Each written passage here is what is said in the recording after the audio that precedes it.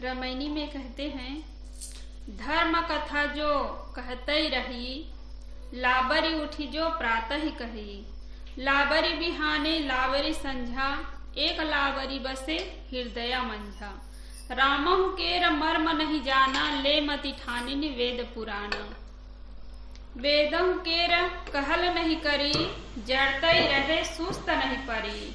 गुणातीत के गावते आपु ही गए गवाए, माटी का तन माटी मिल गौ, पवन ही पवन समाए। सदगुरु कबीर साहब कहते हैं कि धर्म कथा जो कहते रही। धर्म के नाम पर जितना झूठ बोला जाए उतना अन्य चीजों के लिए नहीं बोला जाता है, क्योंकि लोगों को विश्वास नहीं होता है। कोई डॉक्टर झूठ बोले, कोई वकील झूठ बोले, कोई व्यापारी झूठ बोले, उससे कहीं ज्यादा धर्म के नाम पर झूठ बोला जाता है और उसको झूठ नहीं कहा जाता है। डॉक्टर झूठ बोलेंगे तो उसको झूठ कहा जाएगा, वकील झूठ बोलेंगे तो उसको झूठ कहा जाएगा।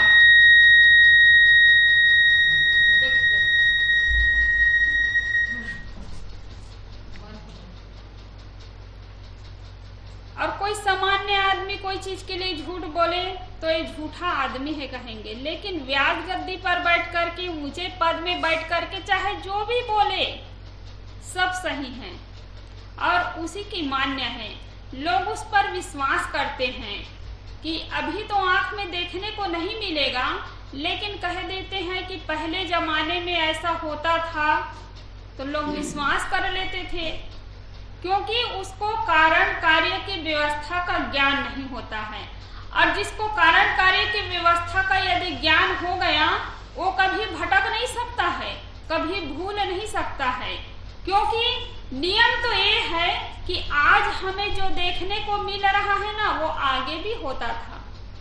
लेकिन भटकाने वाले लोग क्या करते हैं कि लोग आंख में तो देखे नहीं हैं, तो हम जो भी कहेंगे वो मान्य है।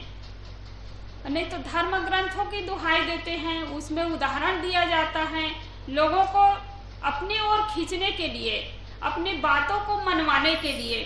तो सदगुरु कबीर साहब कहते हैं कि धर्म की कथा कहने वाले जितना झूठ बोलते हैं उतना अन्य लोग नहीं बोलते हैं, उनकी बातों को कोई मानता नहीं है।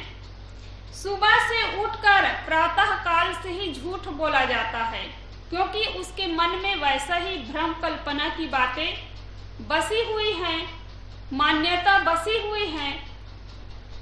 तो जो भ्रम में खुद पड़े हुए हैं, भ्रमिक है, तो दूसरों को सच्ची बात, यथार्थ ज्ञान कहां से दे पाएगा।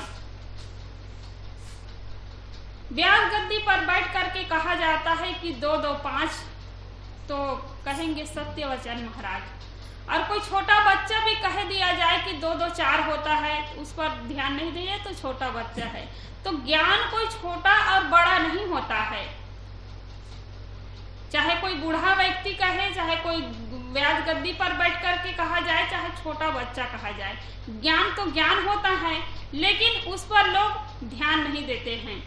कोई कहा जाए कि कोई माता के गर्भ से 10 बच्चे एक साथ पैदा हुए, कोई व्यक्ति कह दे आपके पास आकर के, तो आप कहेंगे कि अरे ये झूठ बोल रहा है और मजाक उड़ा देंगे उसकी।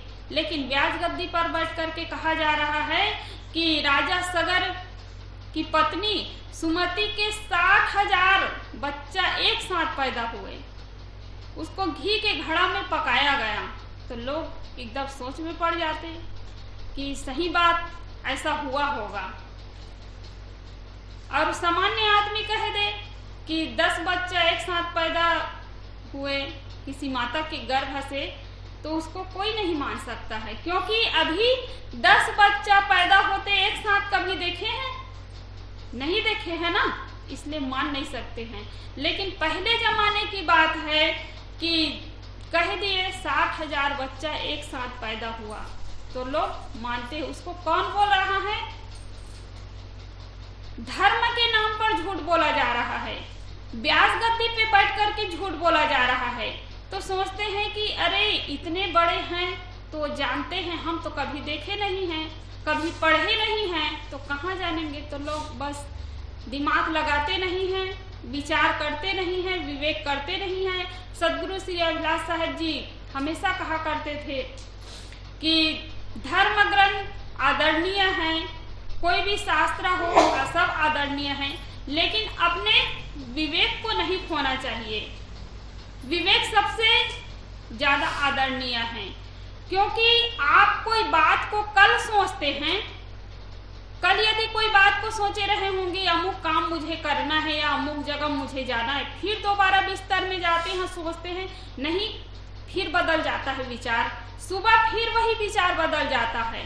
तो ऐसे ही बड़े बड़े जो महापुरुष हुए, धर्म के ठेकेदार जो हुए, वो लोग जैसे उसकी समझ में बात आई, जैसा उसके मन में विचार उठा, लिखा गया, बहुत पहले लिखा गया। लेकिन आज हम अपनी ही बात ले लीजिए कि कल हम कुछ और सोचते हैं और आज हम कुछ और सोचते हैं।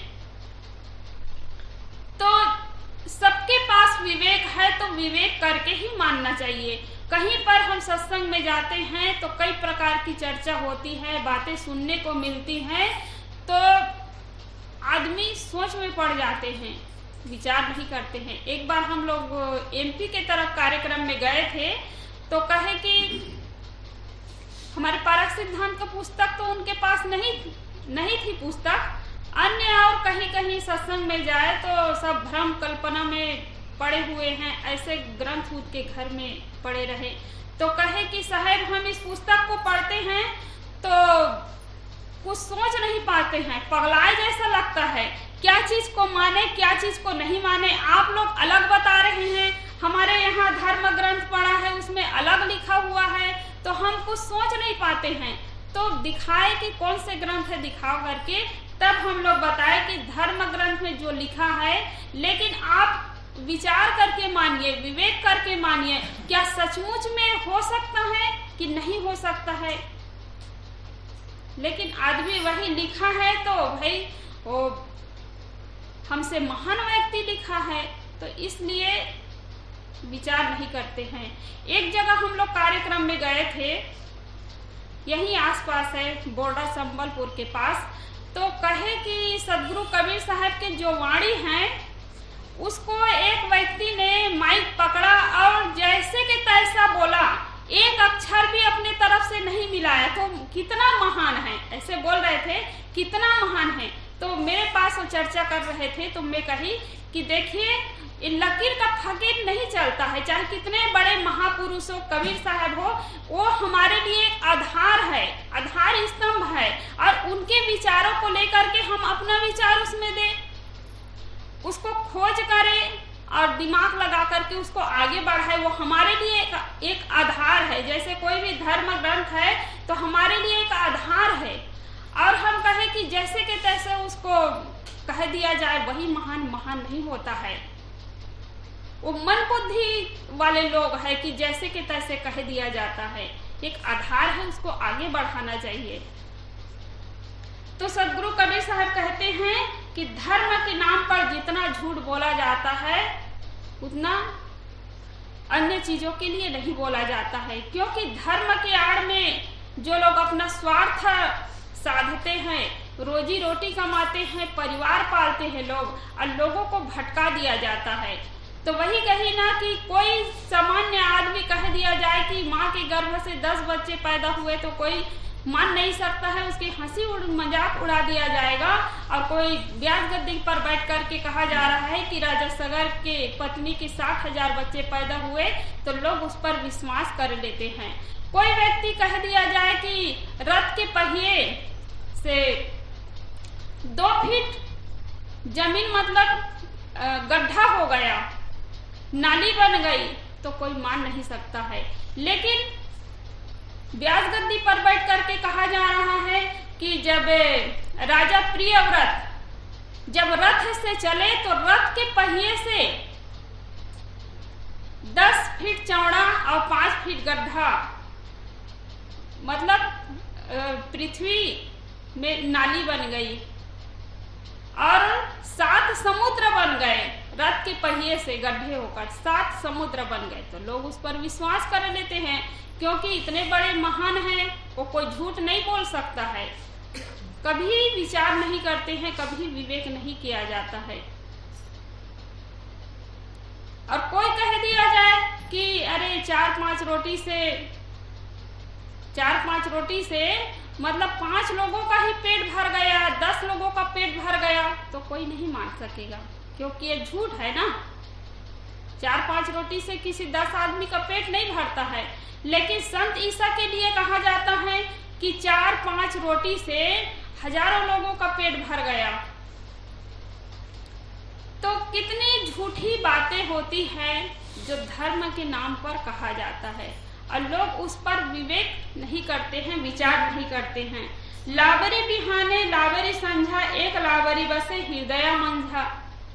सुबह से शाम तक वही झूठी बातें, चमत्कार का ही बोलबाला है, और उसी का ज्ञान लोगों को बांटते हैं। जबरदस्ती चेला बनाते हैं, जबरदस्ती भीड़ बटोरते हैं। और आजकल देखते हैं कि चमत्कार का ही नमस्कार है।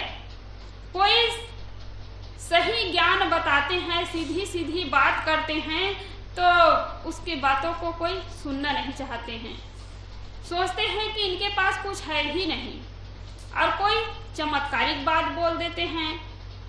सदगुरु कबीर साहब के लिए ही कहा जाता है कि सदगुरु कबीर साहब एक ज्योति रूप में उतरे, और कमल के फूल में कहते हैं ना कि ज्योति रूप में उतरे और फिर बच्चा बन गया। तो लोग मान लेते हैं, अपने अपने इष्ट को ऊंचे पद में देखना चाहते हैं। सदगुरु कबीर साहब पानी पी पी करके, घूम घूम करके खंडन किए, लोगों को समझाए, आंखों में उंगली डाल डाल करके समझाए, और जाने दुनिया से जाने के बाद उसी के नाम पर चमत्कार जोड़ दिया जाता है। सभी महापुरुष समाज को दिशा निर्देश दिए, कितना संघर्ष किए, तकलीफ उठाए लोगों को समझाने के लिए। दुनिया के लोगों को, कीचड़ में फंसे हुए लोगों को वहां से निकालना चाहे, रोते रहे उनके लिए कि कैसे वहां से निकले, और उसी महान पुरुषों के लिए चमत्कार जोड़ दिया जाता है। जिस चीज का खंडन किए उसी चीज को महान पुरुषों के लिए जोड़ दिया जाता है। सदगुरु कबीर साहब समाज को लेकर के बहुत दुखी थे कि कैसे कीचड़ से निकाला जाए, कैसे एक भ्रम कल्पना से निकाला जाए, लेकिन उसी के नाम पर जोड़ दिया गया। सदगुरु कबीर साहब ने कहा है, मैं रोवे यह जगत को, मोको रोवे न कोई, मोको रोवे सो जना जो शब्द विवेकी होए। मैं दुनिया के दुखों को देख करके, भ्रम कल्पना में फंसे हुए लोगों को देख करके मैं दुखी होता हूँ। और हम लोगों को भी लगता है कि कहीं पर जाते हैं, तीर्थ यात्रा घूमने के लिए चले गए, कहीं कार्यक्रम में चले गए, तो वहां पर लोगों की भीड़ देखते हैं। कहीं मंदिर है, मस्जिद है, वहां पर लोग लाइन लगाए हैं, दिन और रात खड़े खड़े। तो देख करके बहुत दुख होता है कि कैसे इन लोगों को समझाया जाए, कैसे इनको ज्ञान कराया जाए, सिखाया जाए। दुख होता है, लेकिन लोगों को लगता है कि अरे भगवान के दर्शन कर लेंगे तो सब कुछ मिल जाएगा। एक बार मैं 6वीं या 5वीं क्लास में थी, वही आल्हनवा गांव में, तो 2 ट्रैक्टर वहां बमलेश्वरी माता के दर्शन के लिए गए, कभी देखी नहीं थी। तो वहां सीढ़ी चढ़ते चढ़ते तो एकदम थक गई वहां कि ऊपर में जब गए तो सब आंख मूंद करके बस दंडवत प्रणाम करने लगे, कुछ मांगने लगे आंख बंद करके, और मैं सिर्फ खड़ी खड़ी देख रही थी। मैं कहीं और कहीं जाना है, ऊपर और कहीं जाना होगा, तो बस यही है बमलेश्वरी, इसी के दर्शन के लिए लोग आए हैं। तो उसी दिन से मैं कान पकड़ के भी सोची कि आज के बाद मुझे अब यहाँ कभी आना नहीं है। बस वही लोग देखा देखी में भी सोची कि चलो सब लोग इतने भीड़ जा रहे हैं तो जरूर कुछ न कुछ होगा। फिर उसके बाद वहां मैं कभी गई नहीं। तो ऐसे लोग देखा देखी कभी सोच नहीं पाते, कभी विचार नहीं कर पाते। और हमारे यहाँ तो बचपन से ही कभी देवी देवता की मूर्ति की हम लोग कभी पूजा किए नहीं। जैसे दुर्गा लक्ष्मी वहाँ गांव में अभी दशहरा के समय तो कभी पूजा करने के लिए हम लोग नहीं जाते। बचपन से ऐसा संस्कार मिला कि संत गुरुजनों के दर्शन और उनके ज्ञान मिले, तो ऐसे जड़ की पूजा आज तक किए नहीं, ऐसे अवसर भी नहीं मिला।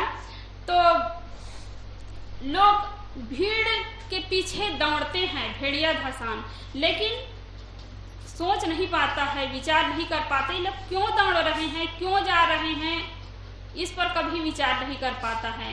तो धार्मिक लोग जितना लोगों को ठगते हैं ना, उतना कोई किसी को नहीं ठग पाता है, क्योंकि धर्म के नाम पर लोग विश्वास कर लेते हैं। सदगुरु कहते हैं रामहु केर मर्म नहीं जाना, ले मति ठाननी वेद पुराना।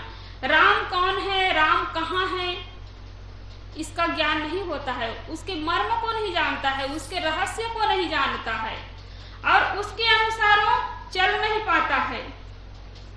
ले मति ठाननी वेद पुराना, और वेदों के दुहाई देते हैं, प्रमाण देते हैं कि अमुक ग्रंथ में लिखा हुआ है। कहते हैं ना, कहा न मानो तो लिखा देख लो वाले, कहा न मानो तो लिखा देख लो।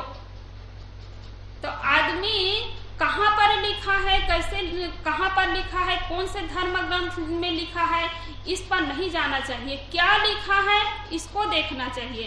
तो लोग कहते हैं अरे अमुक धर्म ग्रंथ में लिखा है, उसी का प्रमाण देते हैं। गुरुदेव जी कहा करते थे कि जैसे पैर में कहीं कांटा चुभ गया तो कहाँ पर चुभा है, कौन से कांटा है, इस पर ध्यान न दीजिए कि कांटा को कैसे निकाला जाए। दर्द हो रहा है तो कांटा को कैसे निकाला जाए, इस पर सोचना चाहिए कि लंबी चौड़ी सोचते रहे कि कौन से झाड़ के पास गए तब वहां कांटा चुभा। तो वेद में लिखा है, पुराण में लिखा है, धर्म ग्रंथों में लिखा है, इसी के पीछे लोग दौड़ते हैं और कहते हैं कि समझाने वाले, भटकाने वाले कहते हैं कि यह धर्म ग्रंथ को किसी ईश्वर ने भेजा है, किसी ईश्वर ने लिखा है। तो लोग इसी कारण विचार विवेक नहीं करते हैं। अरे भगवान का लिखा है, ईश्वर का लिखा है, तो उस पर हम कैसे विचार करें, उसकी बातों को हम कैसे काट सकते हैं, क्योंकि वो भगवान का लिखा है। लेकिन कोई भगवान, कोई ईश्वर नहीं लिखते हैं। ईश्वर कौन है, भगवान कौन है, मनुष्य है, और मनुष्य से बढ़ करके कोई ईश्वर नहीं है, कोई भगवान नहीं है। आदमी खुद कर्म करता है, खुद बनाता है, लेकिन भगवान के पीछे दौड़ता है, ऊपर की ओर दौड़ता है। मनुष्य ही सब कुछ करता है। सदगुरु श्री अभिलाष साहब जी ने एक भजन में कहा है, बहुयंत्र मसीने रच दिन्हा, विज्ञानक बहु शोधन किन्हा। बहुयंत्र मसीने रच दिन्हा, विज्ञानक बहु शोधन किन्हा।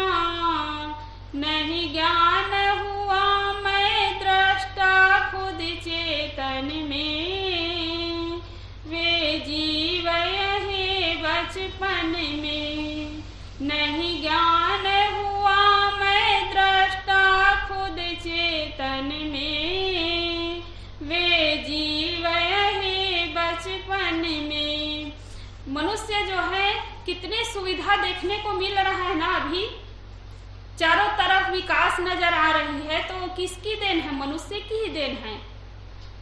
ज्ञान, विज्ञान, कला, कौशल जितने भी, तो ये मनुष्य की ही है। लेकिन वही मनुष्य विकास करने वाला है, बनाने वाला है, सुविधा देने वाला है, वो खुद को नहीं जानता है कि मैं दृष्टा हूँ, मैं चेतन हूँ, मैं ज्ञान स्वरूप हूँ और मैं ही करता धरता हूँ। एक ज्ञान उसको नहीं होता है। तो दुनिया की खबर तो लेता है, दुनिया को सुविधा तो दे रहे हैं। आज बटन दबाते ही पंखा चल रहा है, टीवी चल रही है, माइक चल रही है, ट्रेन की सुविधा है, बस की सुविधा है, कहीं पर भी जाते हैं, कोई चीज की कमी नहीं है। तो ये सब मनुष्य की ही देन है, कोई भगवान की देन नहीं है। लेकिन आदमी खुद करता है, धरता है और खुद जानता नहीं है कि इसको मैंने किया। मनुष्य से बढ़कर कोई भगवान नहीं है, कोई ईश्वर नहीं है। तो धर्म के ठेकेदार लोग क्या करते हैं कि धर्म ग्रंथ की दुहाई देते हैं कि मैं जो बोल रहा हूं उस पर यदि तुम लोगों को विश्वास नहीं है तो अमुक धर्म ग्रंथ में लिखा है, पुराण में, बाइबिल में, वेद में, इसको आप लोग पढ़ करके देख सकते हैं, खोल करके देख सकते हैं। एक आदमी है, एक एमपी के हैं, एक भाई है, तो कभी कभी मुझसे बात करते हैं, तो गीता में लिखा कोई बात करते हैं तो मैं नहीं मानती हूँ उसको, तो कहते हैं कि अभी खोल के देखिए गीता में ऐसे लिखा हुआ है, गीता में ऐसे लिखा हुआ है। कई बार बहुत बहस करते हैं, कई बार समझा तब भी नहीं समझते हैं, क्योंकि वही लिखा देखो वाले कहा नहीं मान रहे हो, मेरी बातों को नहीं मानते हो, तो उसमें लिखा है उसको पढ़ करके आप देख सकते हैं। सदगुरु श्री अभिलाष साहब जी ने कई एक श्लोक है, इस श्लोक को क्यों छोड़ दिए हैं उसके लिए बहुत ज्यादा बोलते हैं। तो भाई हमारे काम की चीज है उसको लिए हैं और काम की चीज नहीं है उसको नहीं लिए साहब जी, कि दूसरों को भटकाने के लिए, भ्रमाने के लिए थोड़ी अपने ग्रंथ में लिख देंगे, तो उसके लिए वो बहुत ज्यादा बोलते हैं। तो यही है सब कि आदमी विचार नहीं करते हैं, कभी विवेक नहीं करते हैं। एक व्यक्ति कमाने के लिए कहीं बाहर चला गया था, कोई शोर खबर नहीं, कोई संदेश नहीं। आजकल तो मोबाइल है, पहले जमाने में तो मोबाइल भी नहीं था, ना कोई फोन, कुछ नहीं, तो पत्र लिख कर भेजते थे, तो सप्ताह भर, महीना भर में कहीं पहुंचता था। तो वह व्यक्ति भोजन करने के लिए जैसे ही बैठा हुआ था तो उसकी पत्नी जो है पत्र भेज चुकी थी पहले से कि आज तक इतने दिन तक तुम गए हो, कोई पता नहीं है, कोई संदेश नहीं है और आते भी नहीं हो खबर लेने के लिए, तो तुम्हारे जीते जी में राड़ हो गई। लिख कर भेज दी बेचारी, गुस्से में क्या करती हैं। तो पत्र किस समय पहुंचता है? जिस समय वह व्यक्ति भोजन करने के लिए बैठा हुआ था। तो पत्र लेते हैं बस खुशी के मारे कि अरे मेरी पत्नी का पत्र आया है, तो खुशी के मारे खोल के देखता है तो उसमें लिखा हुआ है कि मैं तुम्हारे जीते जी राड़ हो गई। तो जोर जोर से चिल्ला करके वह व्यक्ति रोने लगा, बहुत तेज रोने लगा। पड़ोसी लोग आकर पहुंचते हैं,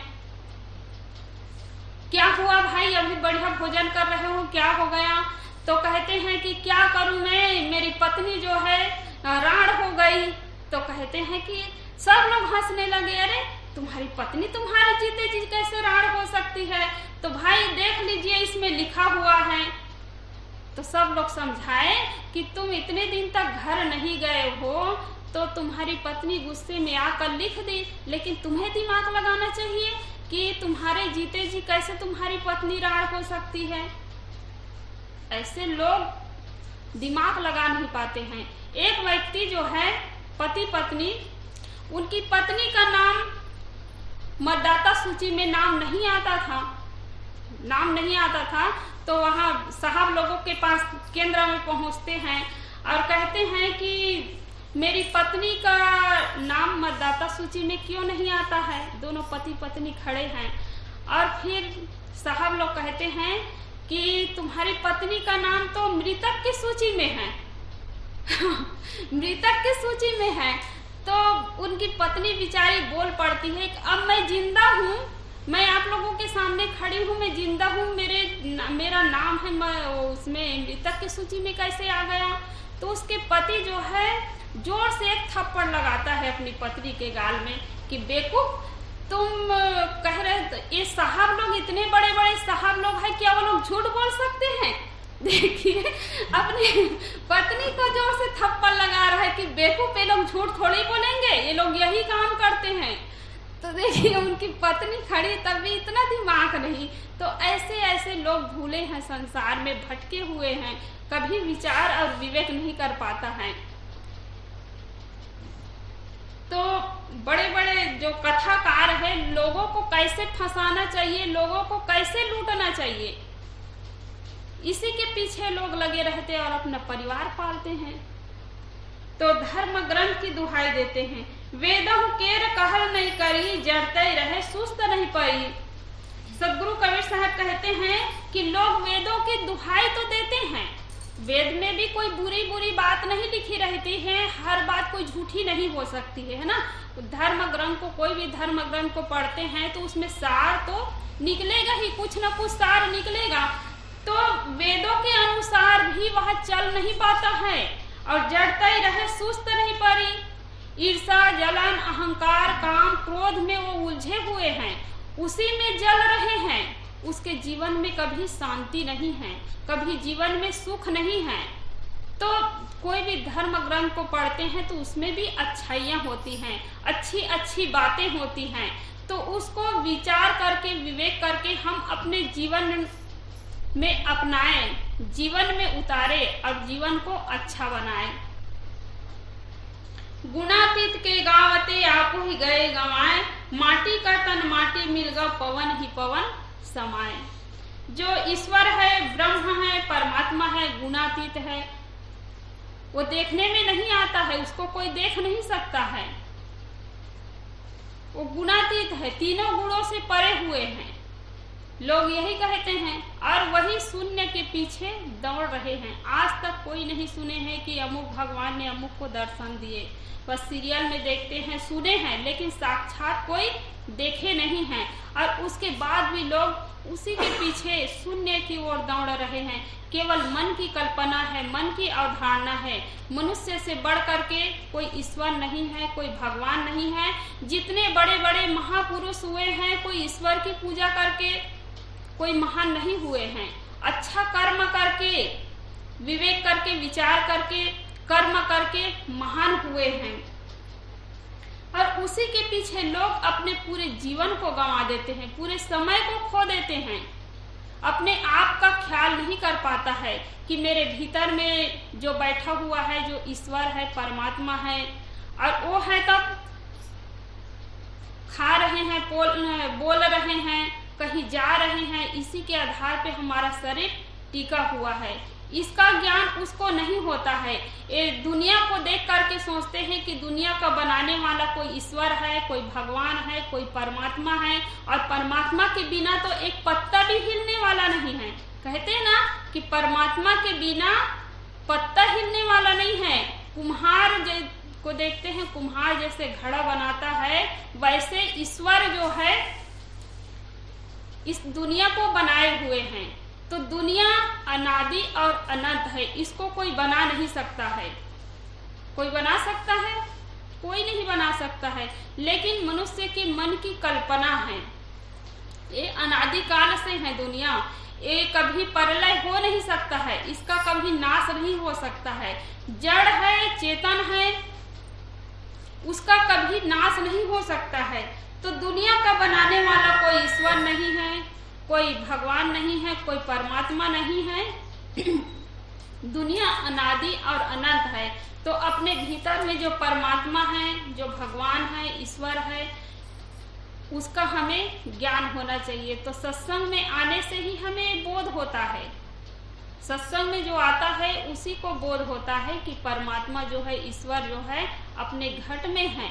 तो इसलिए प्राणी मात्र के साथ दया का व्यवहार करना चाहिए, मनुष्य मात्र के साथ प्रेम का व्यवहार करना चाहिए। और इसको छोड़कर आप यदि कहीं बाहर पूजा पाठ के लिए जाते हैं तो सब ढोंग मात्र है। सदगुरु श्री अभिलाष साहब जी कहते हैं कि दिल दया रहम को तजकर संध्या नमाज खाली है, प्राणी से बैर बनाकर ईश्वर पूजा जाली है। प्राणी से यदि बैर बनाते हैं तो ईश्वर की पूजा करना एक दिखावा मात्र है। कभी जीवन में सुख मिलने वाला नहीं है, कभी शांति मिलने वाली नहीं है। तो जीवों के प्रति दया का व्यवहार होना चाहिए। कहीं चींटी बिल से निकल रही तो माताएं ले जा करके आग डाल देती है, सिर में जूं हो जाता है, सफाई न होने के कारण बस निकाल के नाखून में दबा देती है, और उसको ज्ञान ही नहीं है कि इसके अंदर जीव है तो हमें दर्द हो रहा है, ऐसे उनको भी दर्द हो रहा है। तो हर जीवों के प्रति एक दया का व्यवहार होना चाहिए। झाड़ू लगाती है, पोछा लगाती है, बस अंधाधुंध काम करते हैं, देखते भी नहीं है। चलते हैं तो जीव जंतु है उसको नहीं देखते हैं, क्योंकि हमारे अंदर में दया का भाव नहीं है। तो दया का भाव होना चाहिए, मनुष्यों के साथ प्रेम का व्यवहार होना चाहिए, भाईचारा का व्यवहार होना चाहिए, बड़े बुजुर्गों के प्रति आदर सम्मान का भाव होना चाहिए, सेवा भाव होनी चाहिए। तो यही मनुष्य से बढ़कर कोई ईश्वर नहीं, कोई भगवान नहीं है। उसको पहचानना चाहिए कि उसके घट में, उसके भीतर में जो परमात्मा है, जो ईश्वर है, वही सब कुछ है। गुणातीत के गावते आपो ही गए गंवाए, माटी का तन माटी मिल गया, पवन ही पवन समाए। समय को उसी में खो देते हैं। अंत में क्या होता है? माटी में माटी, पानी में पानी। शरीर छूटने के बाद जब समय पूरा बीत जाता है तो अंत में क्या होता है? मौत निकट आ जाने से एक दिन दुनिया से चले जाते हैं। और माटी का तन माटी मिल गया, माटी से ही यह तन बना हुआ है और माटी में ही मिल जाता है। पवन में पवन, आग में आग, कुछ रहता नहीं है। तो भजन करना, भक्ति करना, यही सार है। तो मनुष्य ही भजन कर सकता है, सत्संग कर सकता है। भजन करने का सौभाग्य केवल मानव को मिला है। भोजन करने का सौभाग्य प्राणी मात्र को है ना? भोजन करने का सौभाग्य प्राणी मात्र को है, लेकिन भजन करने का सौभाग्य केवल मानव को है। भोजन करते करते दुनिया से एक दिन चला जाता है, उसका कोई नामो निशान नहीं है, लेकिन भजन करते करते जो जाता है उसका नामो निशान है। आज जितने बड़े बड़े महापुरुष हुए हैं उसको हम साक्षात नहीं देखे हैं, साक्षात दर्शन नहीं किए हैं, केवल सुने हैं। सदगुरु कबीर साहब है और राम भगवान है, कृष्ण भगवान है, बुद्ध भगवान है, सबको केवल सुने हैं। सुनकर उनके लिए हमारे मन में बड़ी श्रद्धा होती है, लेकिन अपने ही घर के कोई सदस्य हो, ज्यादा दिन नहीं हुआ है, शरीर छूटे हैं या भी साक्षात है, उनके लिए आपके मन में श्रद्धा नहीं होगी, हमारे मन में श्रद्धा नहीं होगी। लेकिन जो अपने आप के पहचान करके और दूसरों के कल्याण करके इस संसार से गए हैं, उसको सब लोग याद करते हैं। तो सदगुरु कहते हैं कि धर्म के जो ठेकेदार हैं, लोगों को भटकाते हैं, लोगों को फंसाते हैं, लोगों को लूटते हैं, तो ऐसे लोगों से सावधान रहना चाहिए, अपने दिमाग लगाना चाहिए। बुद्धि सबके पास है ना? लेकिन उसका उपयोग नहीं करते हैं। वही सोचते हैं कि इनकी बुद्धि से बढ़कर हमारी बुद्धि नहीं है। तो लोगों को भटकाते हैं, लोगों को ठगते हैं, लोग उसी के चक्कर में फंस जाते हैं। हनुमान जी के लिए भी कहा जाता है ना, हनुमान जी समुद्र पार करके लंका चले गए और सूर्य को निगल लिया था। तो सूर्य आग का गोला है और पृथ्वी से 13 लाख गुना बड़ा है, उसको कैसे निगल सकता है? लेकिन आदमी जो है बाहरी ज्ञान को लेते हैं। हनुमान जी की बुद्धि तेज बुद्धि थी, तेज बुद्धि, ज्यादा दिमाग वाले, लेकिन बाहरी ज्ञान को ले लेते हैं। कोई भी महापुरुष के बारे में बताते तो हम बाहरी ज्ञान तक सीमित हो जाते हैं, आंतरिक ज्ञान पर हमारी दृष्टि नहीं जाती है। तो इसलिए हमें सच्चे गुरु की पहचान करने की आवश्यकता है। भटकाने वाले के चक्कर में कभी नहीं पड़ना चाहिए। बोलिए सद्गुरुदेव की जय।